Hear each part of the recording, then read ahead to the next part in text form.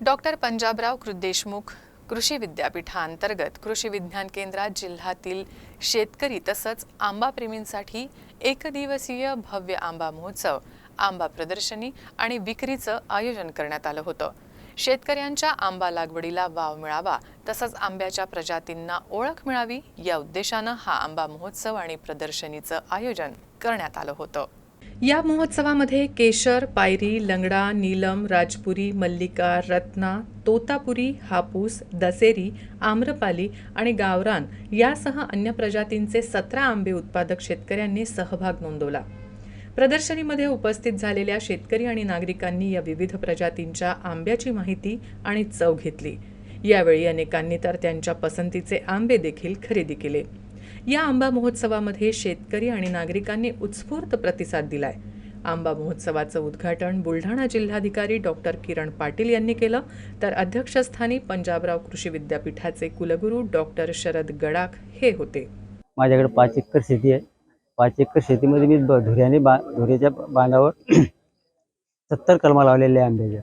त्यात गावरानी आंबे 25 आणि बरी इतर पायरी, लंगडा ह्या व्हरायटी आहेत। परंतु गावरानी आंब्याचा आमच्या विक्रीला जर काढले ते जास्त भाव येतो। याच्या केशरपेक्षा याच्यापेक्षाही 100 ते 125 150 कोणी 200 रुपयापर्यंत आंबा विक्री धरून घेऊन जातात आणि त्यातून उत्पादन चांगलं मिळतं। डॉक्टर पंजाबराव देशमुख कृषी विद्यापीठ अकोला अंतर्गत कृषी विज्ञान केंद्र बुलढाणा येथे सलग 3ऱ्या वर्षी आपण आज आंबा महोत्सवाचं आयोजन केलेलं आहे। या आंबा महोत्सवाचं उद्घाटक म्हणून जिल्ह्याचे सन्माननीय जिल्हाधिकारी महोदय तसेच डॉक्टर पंजाबराव देशमुख कृषी विद्यापीठाचे सन्माननीय कुलगुरू डॉक्टर शरद गडाख सर या दोघांनी या कार्यक्रमाचं उद्घाटन केलेलं आहे। प्रमुख उपस्थिती म्हणून संचालक विस्तार शिक्षण डॉक्टर उंदीरवाडे सर हे सुद्धा उपस्थित होते। आज या प्रदर्शनीमध्ये एकूण 17 प्रकारच्या गावरान आंब्याची नोंदणी आपण केलेली आहे। त्याच प्रकारे 23 ज्या ओळखीच्या व्हरायटी शिफारस केलेल्या जाती आहेत त्या जातीच्या व्हरायटीचे आंबे या ठिकाणी उपलब्ध लोकांना दाखवण्यासाठी आपण केलेले आहेत।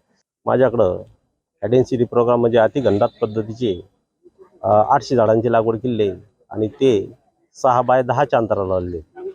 6 बाय 10च्या अंतरावर लावल्यामुळं 1.25 एकरामध्ये या झाडांची संख्या झालेली आहे। त्यामध्ये केशर मुख्य, त्याच्यानंतर दशेरी, पायरी, मल्लिका, आम्रपाली अशा काही व्हेरायटी अदरवाईज टाकलेल्या आहेत। परंतु मुख्य हा केशर आहे।